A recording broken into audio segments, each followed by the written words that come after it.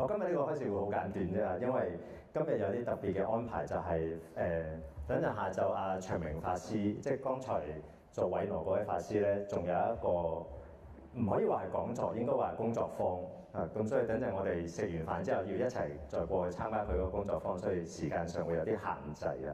咁所以今日其實想同大家分享一個主題啫。其實頭先佢哋兩位都不斷重複，就係親近善知識。親近善知識啊！咁剛才已經聽咗好多資訊啦嚇，我嚟緊分享應該唔會引起大家焦慮嘅，所以唔使擔心。咁分享啲咩咧？就係有在座有啲朋友識咗我一段嘅日子啦，出家幾多年啦我？哇！差唔多啦。一見到舊人就開始諗翻起嗰啲舊嘅片段啦。Alex 係我其中一個喺清一色呢一度啊，佛光淨社呢一度非常之重要嘅伙伴。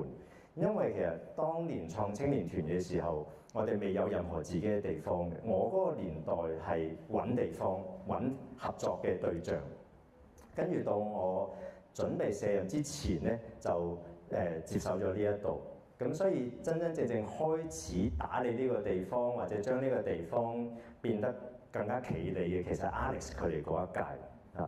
我電腦入邊仲有一啲相，其實我當時同 Alex 仲有佢當年嘅一啲同屆嘅莊員一齊將呢一度舊嘅嘢全部去再將佢整理啊，送走俾其他仲有需要嘅人啊，或者有一啲環境嘅清潔等等。咁所以大家其實而家可以享用呢個地方。其實如果追本溯源嘅話，固然以前上一任嘅法師佢係非常之用心地幫我哋照顧呢個地方，但係另外開創新嘅一個篇章嘅其實係 Alex 佢哋嗰一屆，所以再俾啲掌聲，多謝佢哋。咁身邊有呢啲善知識其實好重要嘅。咁啊去翻啱啱講話出家幾多年咧，其實唔經唔覺8年啦，唔經唔覺就8年啦。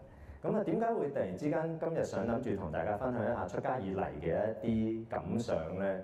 咁啊一方面下個月我哋呢一度又有睇到典禮啦，師父會嚟緊會成就第3個想出家嘅人。咁所以每一次有人想出家，我都會諗翻我自己當年嘅一啲心路歷程係點樣樣啦。咁第二方面亦都係因為我自己出家前後大部分嘅時間都喺台灣嗰邊去求學。咁啊有一啲比較認識我嘅朋友，呢排一見到我就開始問：你好似畢業咯？喂，你好似畢業咯喎，跟住嚟緊諗住點啊咁所以又係一個階段性嘅轉換，所以就同大家去分享下其實過去呢幾年嘅一啲心路歷程係點樣樣。其實講翻轉頭咧，當年其實諗住出家嘅時候咧，海全師父唔係即刻應承嘅，佢唔係即刻應承嘅。呢個其實喺佛教界入邊係好少有，甚至乎有啲人會覺得好奇怪嘅事。哇！有人出家我就唔攞反應啊？點解反而佢當年唔係即刻應承嘅？前後後其實拖咗好耐嘅。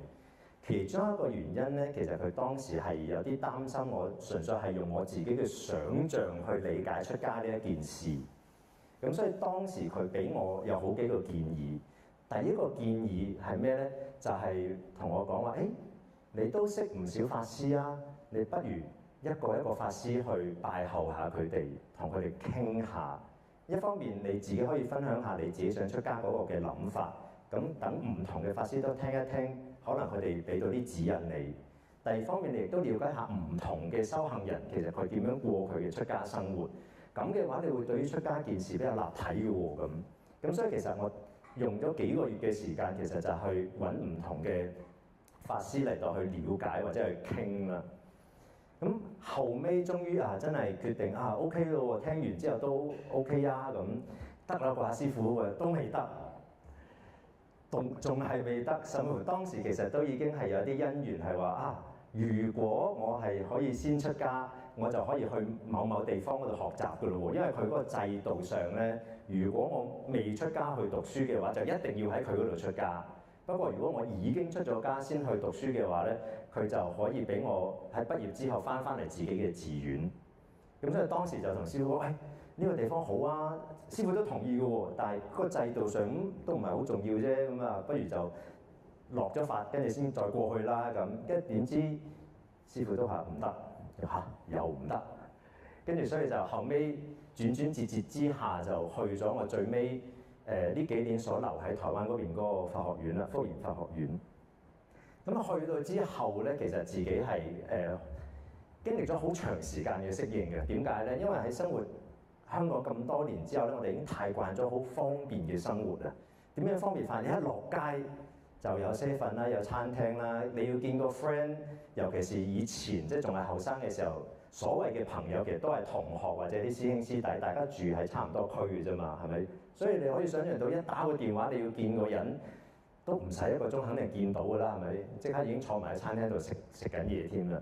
咁但係我哋嗰度咧係市郊嚟嘅，行去最近嘅 7-Eleven咧都已經要10幾分鐘㗎。仲要係講緊落山上山嗰一隻，雖然係馬路啦嚇，唔係嗰啲要撥開啲樹林嗰一隻，但係都係10幾分鐘嘅。咁第二方面，嗰個真係一個訓練出家人嘅地方嘛，咁啊，所以肯定唔會有電視啊，唔會有好多其他嘢。咁所以第一個其實當時候所面臨嘅就係呢一啲生活上面表面係好瑣碎嘅適應嘅細節，但係其實講真係一個普通人啊，凡夫俗子嘅層面嘅，呢啲係好影響我心情。哇，我係咪真係留得低㗎？咁以後係咪真係過啲咁嘅生活㗎？咁樣樣真係有猶豫過㗎。咁但係喺呢個過程入邊咧，其實其中一個提供好重要嘅力量俾我嘅，其實唔係我師傅啊，甚至乎可以爆個料俾大家知，就係當年我試過係遇到一啲學習上嘅疑惑之後，我 send email 俾師傅，因為如果大家認識海全法師都知道佢係博士嚟㗎嘛，而嗰時我問嗰啲問題就係關於做研究嘅，咁實識啦，係咪先？跟住 send 咗 email 等咗幾日，佢淨係覆咗1行字啫。你估下嗰行字係寫咩？係你喺嗰度就問嗰度嘅人啦，句號啊！佢話咁。但係你諗落其實好有道理㗎喎，係咪先？如果你去到第二個地方嗰度學習，你去嗰度體驗，但係你又唔係同嗰度嘅人交流，你去即係聯絡翻自己師傅嘅話，咁其實你都唔需要去嗰個地方啦，啱唔啱先？你就係反而去嗰度去學一啲你未接觸過嘅嘢啊嘛。咁所以嗰時就你問翻嗰度嘅人啦。咁啊結果就係將我嗰一個嘅心咧打斷，然之後就開展咗我之後咁多年喺台灣嗰度同唔同嘅法師或者唔同嘅同學交流嘅嗰啲經歷。我哋法學院好得意嘅，由我師傅當年都喺呢個法學院嗰度讀書畢業㗎啦。佢嗰個年代開始已經係5湖4海嘅人去嗰度㗎啦，馬來西亞、新加坡、泰國，我聽過最遠嘅係唔知挪威定瑞士都有嘅。跟住我哋而家亦都有一批緬甸嘅啦。總之調翻轉頭。台灣人喺嗰個法學院咧係少數民族嚟嘅，學生我哋而家學生係有24-25個人，台灣人得3-4個嘅啫，其他20個都係其他國家嘅人嚟嘅，仲要少得意就係在座都有啲人有見過湛晴法師啊嘛，湛晴法師係台灣人啦，次次我哋一喺台灣嗰度出去法學院出邊咧，就會有啲人問你哋邊度嚟㗎？跟住我哋就會有個小遊戲，你估下10次。有10次啲人都估唔到佢係台灣人嘅，唔知點解估去菲律賓啊，估去泰國咩都有嘅，咁好得意啦。咁但係仲要拉翻嚟就係當年適應上啦，或者自己讀書上啦、修行上咧，其實一路都遇到大大小小嘅一啲疑惑。同學咧畢咗業之後就還咗俗㗎啦，甚至乎出咗家10幾年啦都還咗俗嘅。其中一個原因我哋發覺咧，就係佢身邊有冇一啲善知識。呢個其實有時我哋可能睇佛經啊，或者聽人講咧，未必好有感覺。但係我哋拉翻嚟自己生活咧，可能你就會諗到點解嘅啦。你而家試下打開手機，或者可能後生啲嘅 Facebook 啊、Threads 啊、IG 啊，你碌開嗰啲咩朋友啊、追蹤中啊、被追蹤有好多人㗎嘛，係咪？但係我哋試下諗下，喺我哋如果遇到一啲問題或者有困惑嘅時候，你有幾多個你真係覺得呢個人係我一揾佢可能會幫到我，或者至少我可以傾吐心事咧？你而家諗唔諗到你有呢啲咁嘅人喺度咧？可能都要諗多兩諗先嘅，唔一定冇但係可能你要諗多兩諗，邊個咧？呢個得唔得咧？呢個其實我哋而家呢個世代成日都面對嘅一個狀況嚟嘅。咁但係我頭先講話，我自己覺得好感恩嗰個地方就係去咗台灣之後。係身邊有一啲嘅同學或者學長，即係大我一兩屆嗰啲人咧，佢哋喺呢一個嘅過程，喺我求學過程之中咧，係表面上好似一般嘅生活緊，但係實際上佢係好多點點滴滴、點點滴滴嚟到去同我哋分享緊點樣去看待修行呢樣嘢，點樣去看待自己生命上嘅一啲東西。我舉個例子嚟到講就係未出家之前，我係教書出身嘅，咁啊，所以教育呢樣嘢喺我嘅認知入邊都已經有一定嘅概念㗎啦。咁然之後去到嗰度咯，搞錯，呢個都叫教書，你行到入去照書讀㗎啫喎。我識中文做乜要坐喺嗰度2-3個鐘聽你讀嗰篇文章出嚟，仲要讀到甩甩咳咳咁樣樣，係咪先？我自己讀咪得咯。或者係尤其是香港咧，對於教育其實好有要求嘅。啊，你要課堂嗰度後生嗰啲比較經歷得多。而家課堂你哋應該唔會個老師齋講㗎嘛，好多啲咩討論啊，跟住可能有啲咩活動啊，跟住唔知隔幾多分鐘又要有啲唔知乜乜檢查咁樣樣。但係你可以想象下，我哋而家真係仲發生緊啦，2-3個鐘就係坐喺嗰度，因為老師就係讀，跟住讀到咁上下嘅時候咧，佢就補充幾句繼續讀。咁然之後咧，我當年嗰個老師可能佢都開始教書冇幾耐，佢真係教學嘅技巧，如果從教育嚟到講嘅話，係好唔合格嘅。佢背後有個白板，你又唔可以話佢冇用嘅，但係佢白板佢係點樣用嘅咧？就係攞起支筆。頭先講到某啲重點啊嘛，跟住咧佢就喺個白板度嗱，記住啊，呢個記得 OK。你試下想像下，真㗎，唔係我作出嚟㗎。你試下諗下，如果你係我哋坐喺個課室入邊，落咗堂，或者就算上緊堂嘅時候都係啦，發一發白日夢，突然間望翻發生咗咩事，就係得圈同埋點嘅啫，就係咁嘅啫。咁所以你就可以想像到當時其實我面臨嗰啲困惑就嚇，究竟而家我喺度做緊啲咩，發生緊啲咩事咧？我是誰，我在哪裏嗰啲感覺咧？咁但係真係好彩，身邊係有一啲嘅同學啊、學長嗰啲，慢慢嚟到分享或者係整理翻一啲嘅概念，俾我哋知道哦，原來係應該抱住呢一種咁樣嘅心態嚟到學，咁樣去修行。甚至乎，如果真係有人聽到佢話要還俗啦，咁我哋自己又點樣去思考，或者點樣繼續去行自己嗰條修行嘅路咧？我哋發覺其實第一個教到我哋嘅咧，其實唔係嗰啲書本嘅知識嘅，而係身邊嘅呢一啲人。咁所以自己其實慢慢覺得，真係喺一個地方可以有一班有一班同修，同你一齊學習、一齊修行。就算你話身邊嘅朋友都好啦，佢係提供到支持嘅力量俾我哋嘅話，其實呢個係好重要嘅。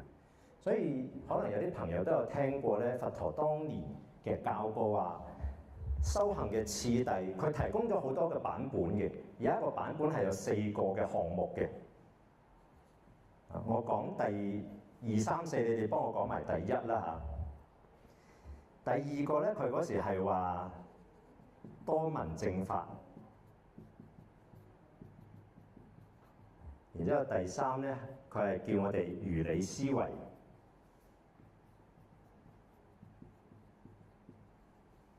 跟住最後一個咧，佢係叫我哋去實踐啦，法隨法行。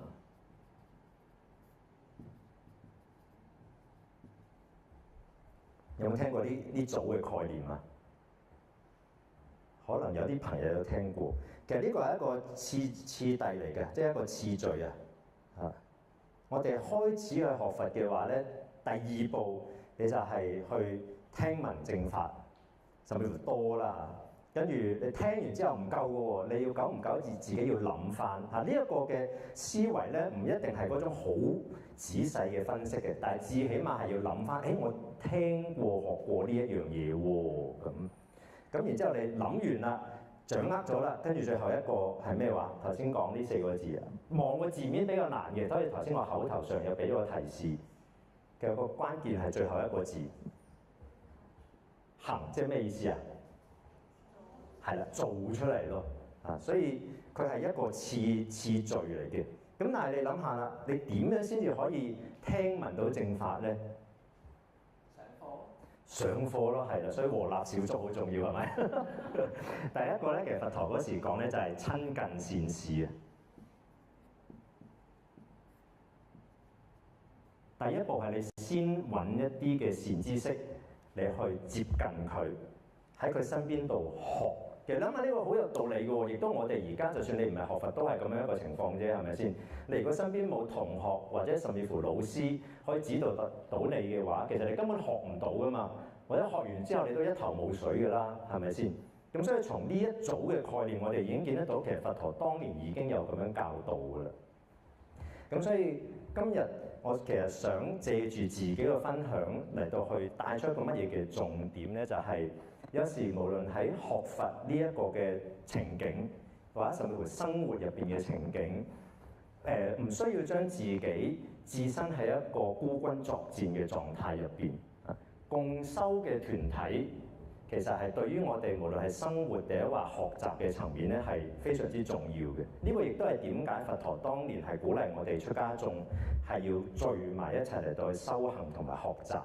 因為你自己一個人嘅話，輕則你好多嘢諗唔明，中則嘅話其實你有啲盲點，你未必要睇得到嘅，係咪先？有人喺你隔離篤一篤嘅時候，你知，原來我都仲有啲妒忌心嘅喎，或者仲有啲貪心嘅。但係如果你得你自己一個嘅，你唔會好有呢個感覺㗎嘛，係咪先？重則嘅話咧，呢個我哋出家眾會比較有 feel 啲，成日都講話進入僧團去生活同埋修行咧，係磨我哋嗰啲覺啊，即係唔係即係投生出嚟啲覺，係我哋個性上嗰啲覺啊。因為每個人個生活嘅經歷或者價值觀唔一樣啊嘛。如果你得自己一個，或者你淨係一路生活喺個同溫層嘅話，你其實唔會知道自己有咩地方仲有啲問題，或者仲可能引起其他人嘅煩惱嘅。但係如果進入咗喺一個共修嘅團體入邊之後咧，個個人都唔一樣啊嘛。喺嗰個碰撞之中，雖然係有火花，但係嗰個火花反而就會令到自己發現得到，原來我唔係咁接受到呢樣嘢嘅喎，唔係我以為自己已經做得到嗰樣嘢喎。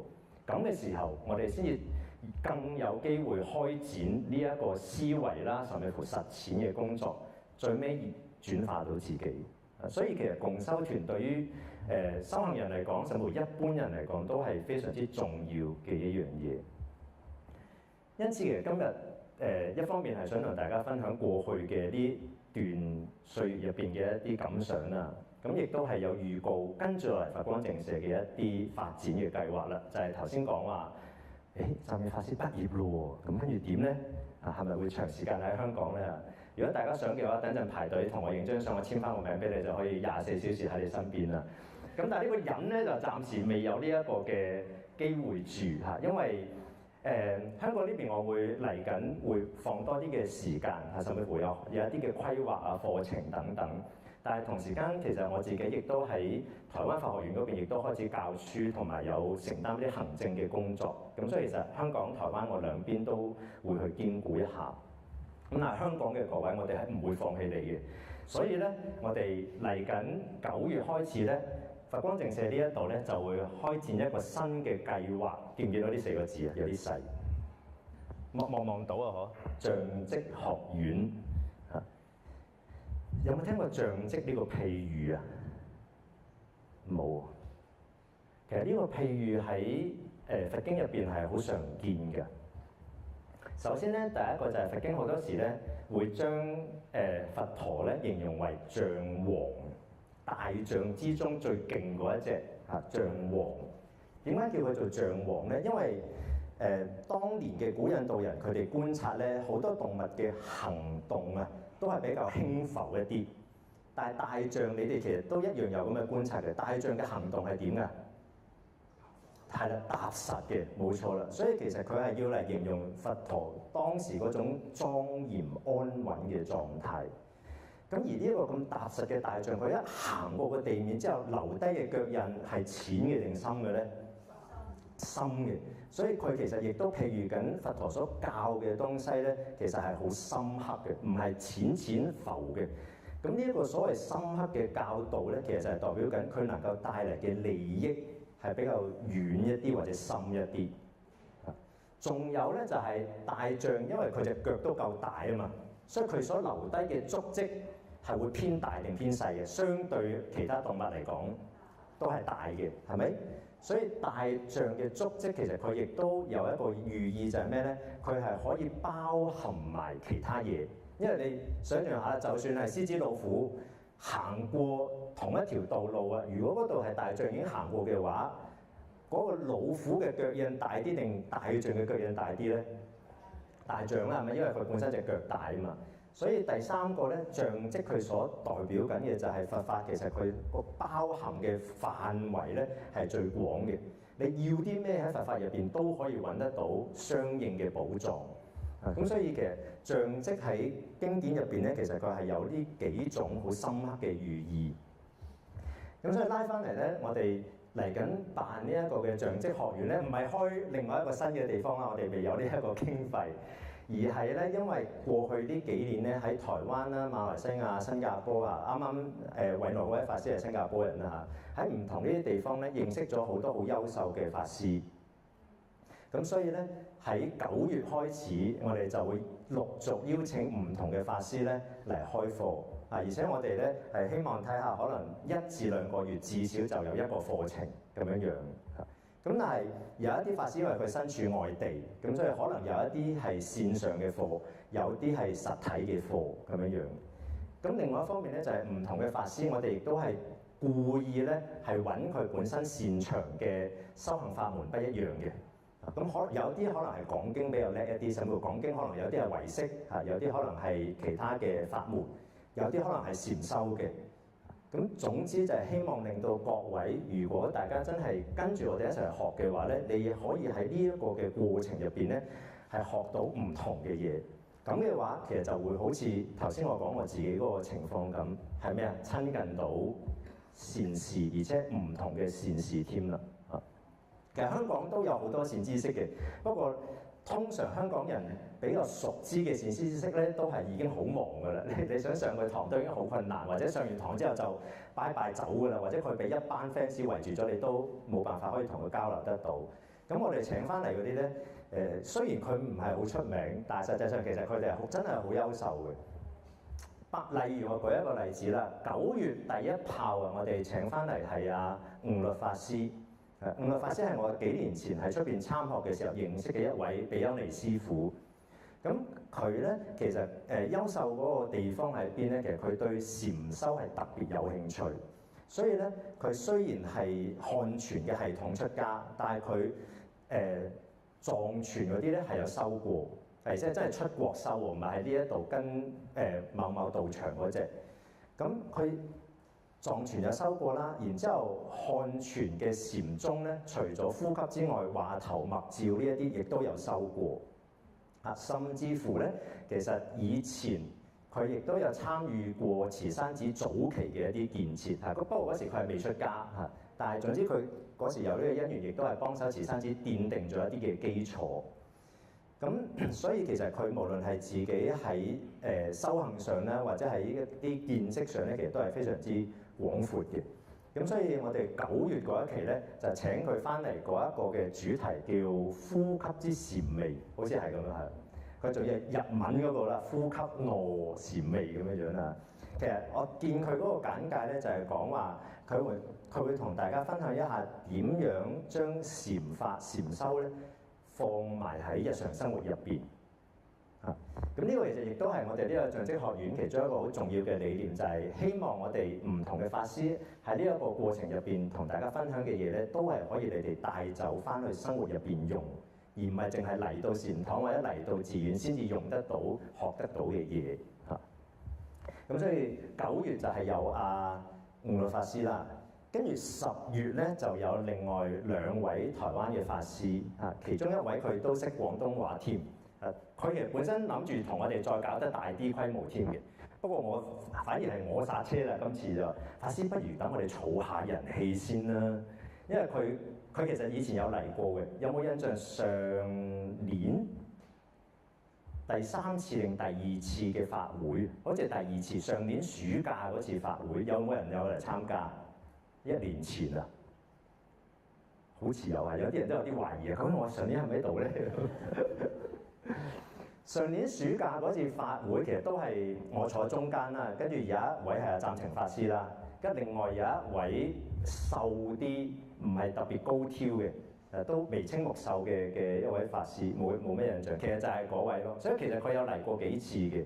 咁所以佢對我哋嘅認識咧，就覺得其實我哋可以搞大規模啲喎，搞個幾日嘅。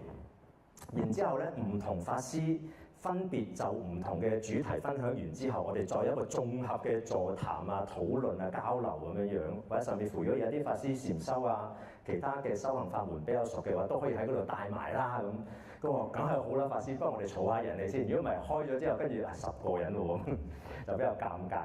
咁所以10月都請咗佢哋嚟，不過就係先係一個小規模嘅版本先。咁所以嗱，9月有啦，10月有啦，11月到邊個咧？未11月就請咗我哋而家仲係喺法學院嗰邊讀緊書一啲緬甸嘅法師啊，佢哋其實雖然好後生嚇，20零歲，但係佢哋出家10幾年啦，喺僧團入邊過咗非常之長時間嘅一啲學習修行嚇。咁啊，其中一個咧，佢哋已經定咗題目啦，佢2位都會講啦，但係其中一個定咗個題目咧就係講《藥師經》。咁所以如果咁啱今日藥師法會嘛，大家對《藥師經》有興趣嘅話，就可以 mark 定11月嚇，如無意外係29號。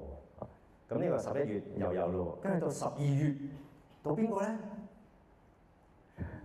等等都唔係我，